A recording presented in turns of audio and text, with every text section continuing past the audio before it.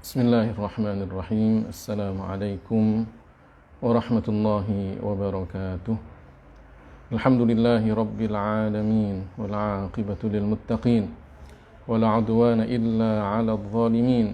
Wassalatu wassalamu ala sayyidina Muhammadin thahal amin wa ala ikhwanihi an-nabiyyin wal mursalin wa man tabi'ahum bi ihsanin ila yaumiddin. Allahumma la sahla illa ma ja'altahu sahla wa anta ya hayyu ya qayyum taj'alul hazna idza syi'ta sahla.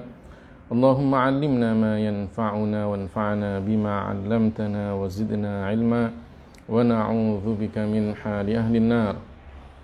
Amma ba'du. Alhamdulillah, puja dan puji syukur kita kepada Allah Subhanahu wa taala atas segala nikmat yang Allah berikan kepada kita. Mudah-mudahan kita termasuk hamba-hambanya yang senantiasa bisa mensyukuri nikmat-nikmatnya, sehingga semakin ditambahkan nikmatnya kepada kita semuanya. Salawat dan salam semoga tercurahkan kepada baginda kita Nabi besar Muhammad sallallahu alaihi wasallam, orang yang paling mulia, makhluk yang paling mulia. Mudah-mudahan kita senantiasa menjadikan beliau sebagai uswah hasanah kita. Kita lebih mengedepankan cinta kita kepada beliau daripada orang-orang di sekitar kita. Dan mudah-mudahan karena cinta kita kepada Rasulullah sallallahu alaihi wasallam, kelak kita mendapatkan anugerah dari Allah Subhanahu wa taala, bisa dikumpulkan dengan beliau baginda kita Nabi besar Muhammad sallallahu alaihi wasallam. Para jamaah, para pemirsa dimanapun Anda berada, mari kita niatkan mudzakarah ilmu agama ini dengan ikhlas, mencari ridha Allah Subhanahu wa taala, agar kita mendapatkan pahala dari mudzakarah ini. Kita sudah sampai pada hadis yang ke-20 dari kitab Al-Arba'in An-Nawawiyah. Bismillahirrahmanirrahim. Al-hadithu al-'ishrun. An Abi Mas'udin Uqbah bin Amr al-Ansari al-Badri radhiyallahu anhu qala qala Rasulullah sallallahu alaihi wasallam, inna mimma adrakan nasu min kalamin nubuwatil ula idza lam tastahi fasna' ma syi'ta. Rawahul Bukhari. Hadis yang ke-20 ini dari sahabat Abu Mas'ud Uqbah ibn Amr al-Ansari al-Badri, semoga Allah meridhoinya. Rasulullah sallallahu alaihi wasallam bersabda, sesungguhnya di antara kata-kata anjuran yang didapatkan oleh orang-orang dari kenabian, dari perkataan kenabian yang pertama adalah idza lam tastahi fasna' ma syi'ta. Jika kamu tidak malu, maka lakukan sesuatu semaumu. Hadis ini diriwayatkan oleh Al-Imam Al-Bukhari di dalam kitab sahihnya. Jadi hadis yang ke-20 ini diriwayatkan oleh Abu Mas'ud Uqbah ibn Amr al-Ansari al-Badri. Jadi Uqbah ibn Amr itu dikenal dengan kunyahnya. Artinya orang lebih banyak mengenal nama kunyahnya, yaitu Abu Mas'ud. Abu Mas'ud al-Badri. Beliau ini dari golongan Ansar, berarti dari Madinah. Ya. Beliau dikatakan Abu Mas'ud al-Badri. Ya, nisbat kepada daerah namanya Badr. Mungkin kita pernah mendengar perang Badr, ya kan? Jadi beliau dikatakan al-Badri ini bukan berarti, ya, sebagian ulama mengatakan beliau tidak ikut dalam perang Badar. Tapi nisbat al-Badri ini karena beliau tinggal di daerah Badar. Artinya beliau ketika itu ya, dari tempat asalnya kemudian pindah ke daerah Badar, maka kemudian beliau tinggal di situ, sehingga kemudian dikatakan Abu Mas'ud Al-Badri. Ya. Beliau Abu Mas'ud Al-Badri ini pernah ikut dalam rombongan orang-orang Ansor yang datang ke Madinah, ya, Bai'atul Aqabah. Bahkan dikatakan beliau ini yang paling muda di antara rombongan itu. Abu Mas'ud ini di antara sahabat yang juga banyak meriwayatkan hadis, bahkan termasuk ulama'us sahabah, ya, sahabat-sahabat yang sampai pada derajat ulama, ya, orang yang alim di antara mereka. Karenanya kemudian pernah dijadikan sebagai gubernur daerah Kufah ketika masa Sayyidina Ali. Ini karena kecakapan beliau, kemampuan beliau, dan keilmuan beliau. Dikatakan bahwa Abu Mas'ud Al-Badri ini meninggal dunia pada tahun 40 Hijriah. Ada yang mengatakan sebelumnya, ada yang mengatakan setelahnya. Jadi ini sedikit tentang biografi Abu Mas'ud Al-Badri. Beliau meriwayatkan dari Rasulullah SAW satu hadis yang mengatakan, inna mimma adrakan nasu min kalamin nubuwatil ula idza lam tastahi fasna' ma syi'ta. Inna mimma adrakan nasu, sesungguhnya di antara nasihat, perkataan, anjuran yang didapatkan oleh orang-orang. Jadi ini bisa dikatakan umum, artinya dari generasi ke generasi, ya, mereka mendapatkan kata-kata ini. Dari mana kata-kata itu mereka dapatkan? Min kalamin nubuwatil ula, dari perkataan, ya, para nabi terdahulu. Artinya dari satu nabi ke nabi yang lainnya menganjurkan pada anjuran yang sama, menjadikan bahwa sifat tersebut yang dianjurkan itu adalah sifat yang terpuji, ya. Sehingga kemudian tidak ada yang mengatakan ini tidak baik, dan itu kemudian terus berlanjut dari satu generasi ke generasi berikutnya sampai pada Rasulullah Muhammad SAW. Maka dikatakan inna mimma adrakan nasu min kalamin nubuwatil ula. Ya, perkataan ini terus diriwayatkan dari satu generasi ke generasi, ya, dari satu nabi ke nabi yang lainnya sampai kepada Nabi Muhammad SAW, dan dianggap perkataan ini apa? Perkataan yang baik. Apa itu? Idza lam tastahi fasna' ma syi'ta. Jika kamu tidak malu, maka lakukan sesuatu itu semaumu.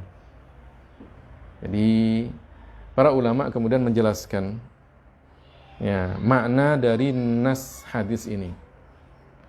Idza lam tastahi, ya kan, kalau kamu tidak malu, maksudnya kalau hilang rasa malumu. Ya.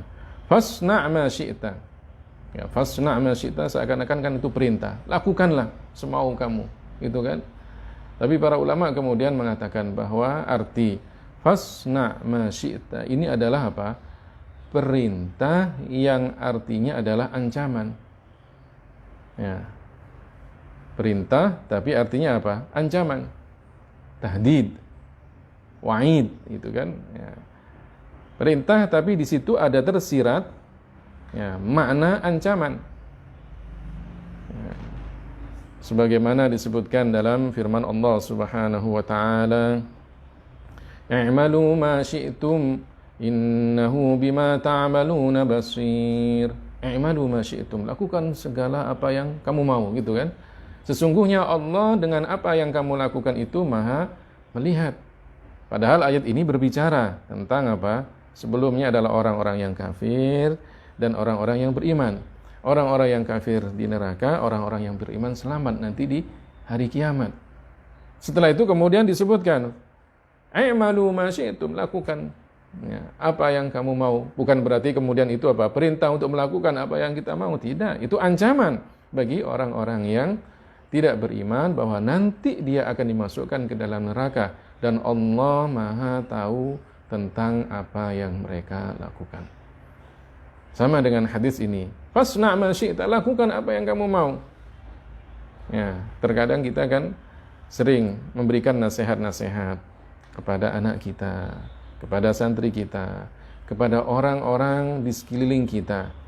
Ya, kita beri nasihat, ya, kita ngomong kepadanya apa saja, nasihat-nasihat yang baik. Tapi anak ini mungkin karena dasarnya memang dia bandel, gitu kan, nggak mau mendengarkan nasihat-nasihat kita. Sudah sering kali ditegur, sudah sering kali diingatkan, tapi tetap saja dia melakukan. Terakhir kadang apa? Orang tua akan mengatakan, sudahlah, terserah kamu. Ya, apa yang kamu mau, nah, gitu kan? Itu bukan berarti bahwa orang tua itu mengatakan, ya sudahlah, lakukanlah, gitu kan? Itu kan apa? Ya, perintah, tapi artinya adalah ancaman. Seandainya kamu melakukan itu dan kemudian ya ada akibat buruknya, kamu akan tanggung jawab. Atau seandainya kamu sekali lagi melakukan itu, maka hati-hati. Ancaman dari orang tua, itu maksudnya. Ya, seperti ini, fasna' ma syi'ta, lakukan apa yang kamu mau, itu artinya apa? Ancaman. Ya.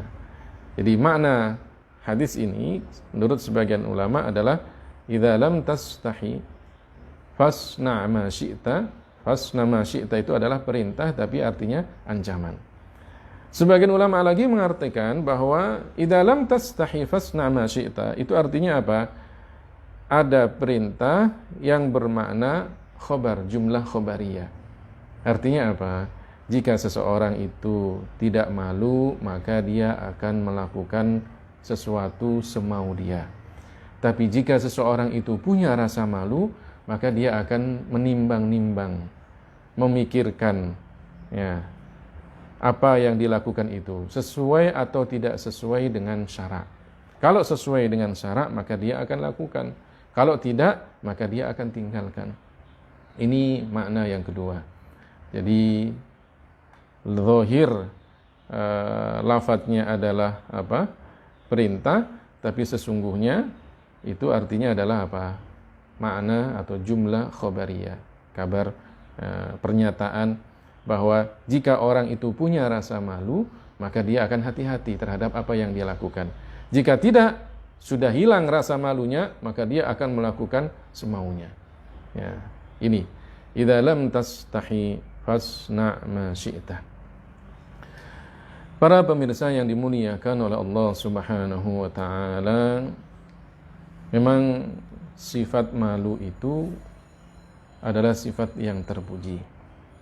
Ya, terkadang orang itu mempunyai sifat malu dari kecil.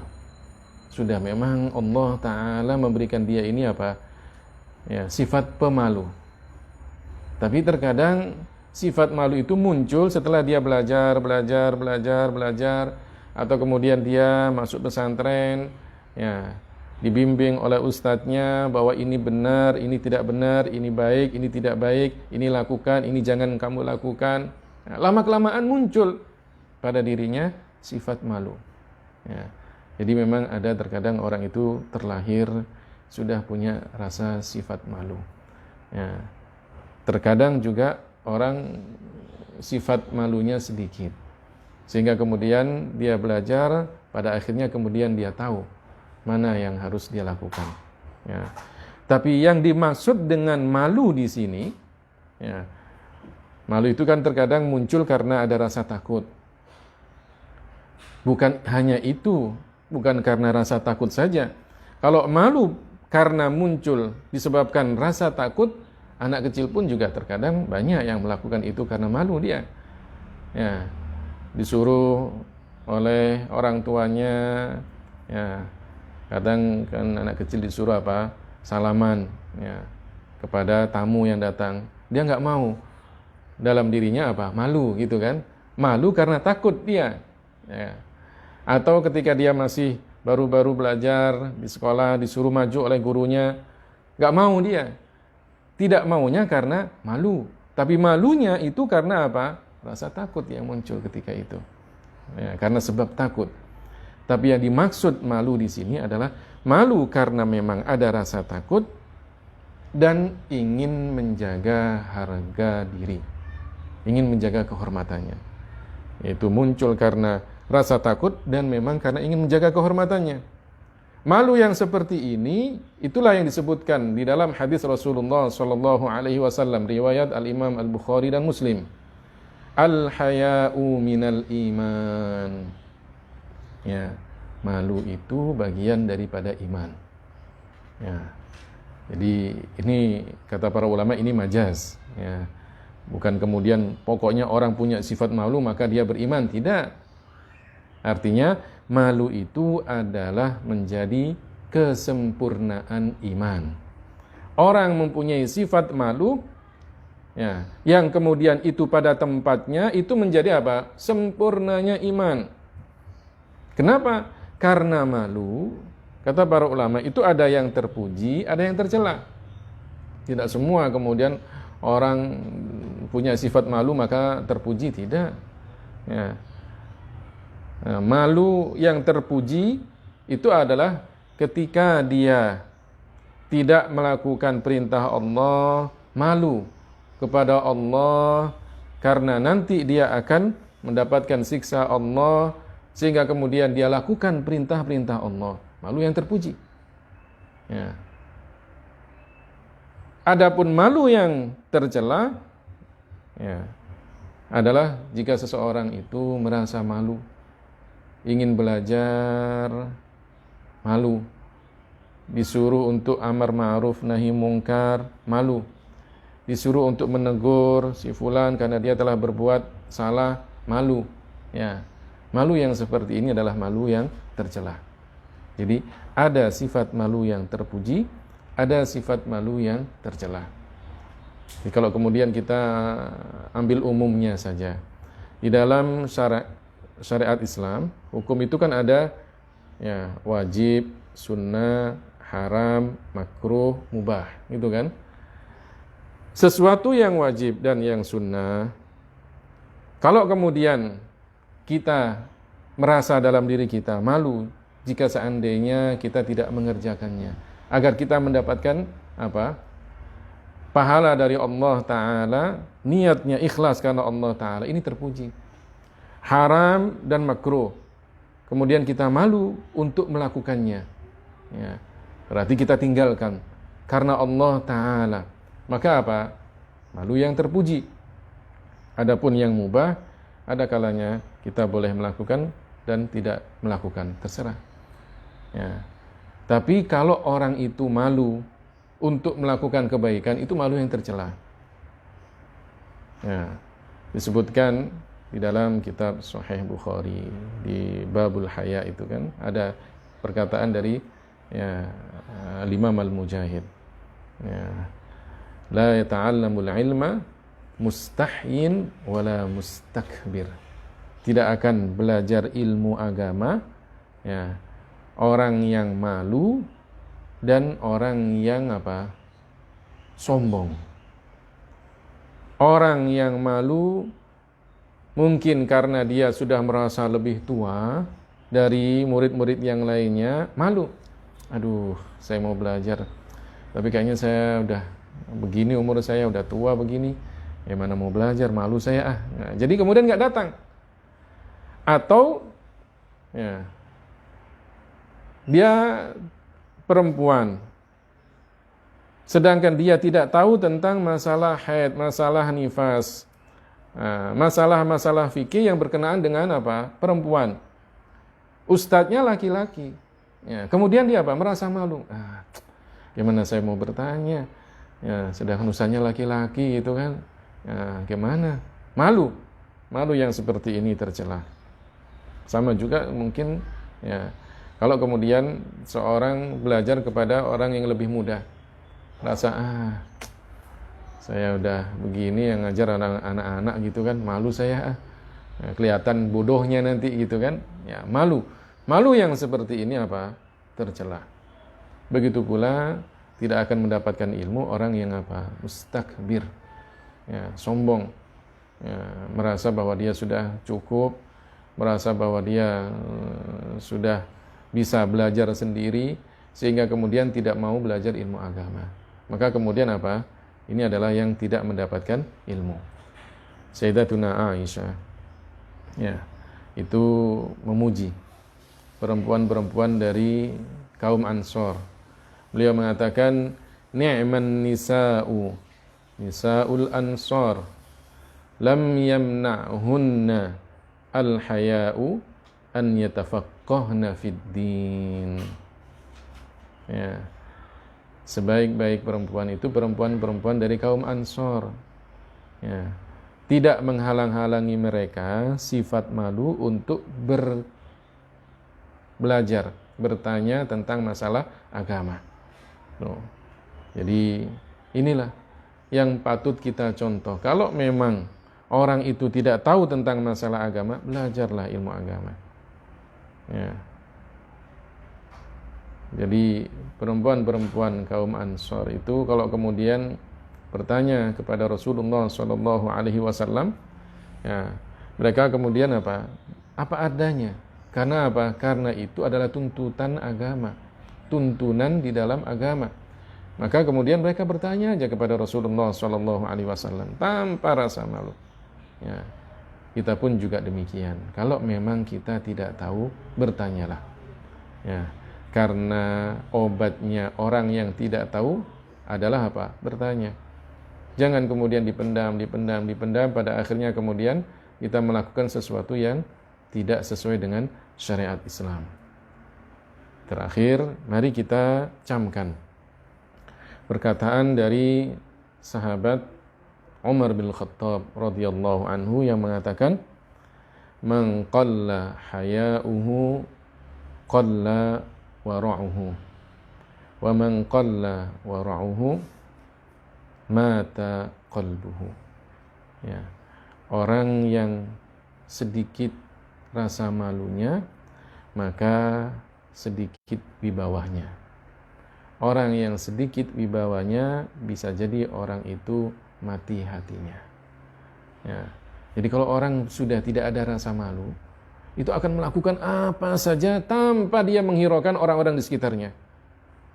Gak ada wibawanya lagi, gak ada kehormatannya lagi. Orang-orang yang seperti ini, mata qalbuhu, susah untuk dinasehatin. Sudah apa aja yang mau dia lakukan. Seperti orang-orang yang tidak punya sopan santun. Ya, orang-orang yang tidak mengindahkan ajaran-ajaran agama, itu kan biasanya begitu. Ya, orang-orang non-muslim, orang-orang barat yang begitu melakukan apa saja semaunya. Ya, bercumbu rayu, berciuman, apa saja penampilannya di depan orang banyak, bahkan kelihatan auratnya biasa saja. Tidak ada rasa malu, dianggap itu sudah biasa. Ya. Kalau kemudian kita yang muslim ya, melakukan hal-hal seperti itu, hilang wibawanya, hilang kehormatannya. Kenapa? Karena orang yang seperti ini ya sedikit rasa malunya.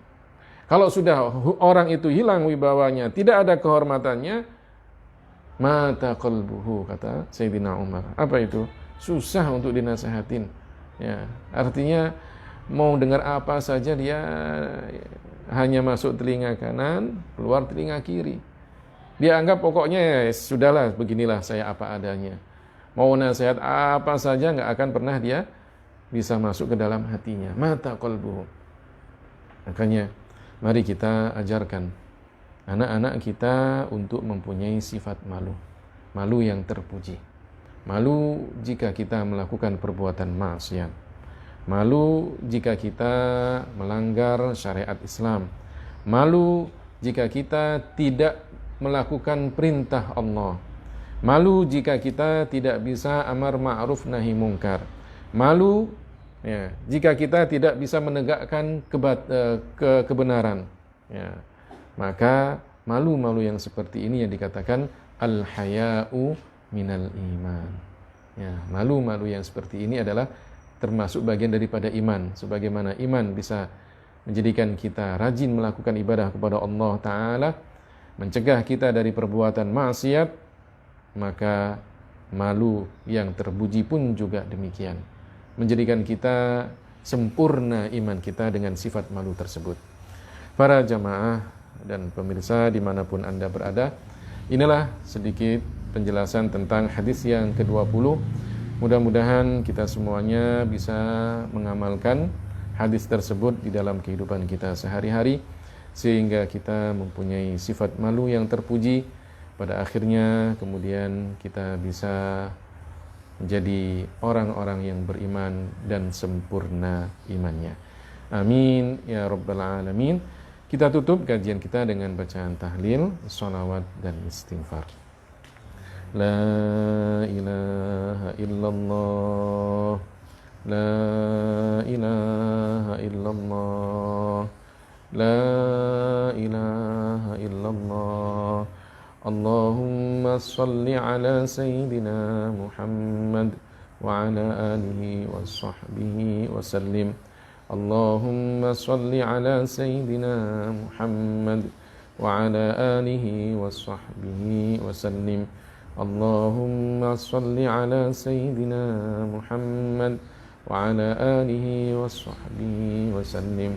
Rabbi ighfirli wa liwalidayya وللمؤمنين والمؤمنات ربي اغفر لي ولوالدي وللمؤمنين والمؤمنات ربي اغفر لي ولوالدي وللمؤمنين والمؤمنات والحمد لله رب العالمين والسلام عليكم ورحمة الله وبركاته.